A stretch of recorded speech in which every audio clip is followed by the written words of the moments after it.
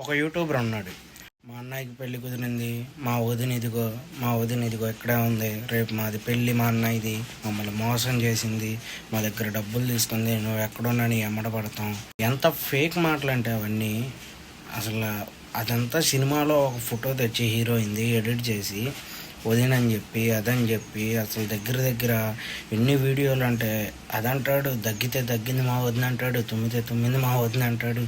వీడియోలు చేస్తూనే ఉన్నారు. మొగుడు పిల్లలు ఇద్దరు ఇంకొకళ్ళు ఉంటారు, మొత్తం ముగ్గురు కలిసి చేయొచ్చు. ఏదో ఒకటి మామూలుగా చెప్పుకుంటూ చేయొచ్చు. అది మరీ దారుణం. ఎవరో హీరోయిన్ ఫోటో తీసుకొచ్చి మా వదినకి మేము బంగారం పెట్టాం, డబ్బులు పెట్టాం, అంతా ఎత్తుకెళ్ళిపోయింది. ఇల్లు రెన్యువేషన్ చేసి ఇల్లు కూడా రాసిచ్చేసామని చెప్పారు. మళ్ళీ కొత్త ఇంట్లోకి వచ్చామని చెప్పారు. సేమ్ అదే ఇల్లు రెన్యువేషన్ చేయించి వాళ్ళని ఎంతమంది తిడతారు. అందుకే వాళ్ళు కామెంట్ బాక్స్లో అయితే ఆన్లో పెట్టుకోరు ఎప్పుడు.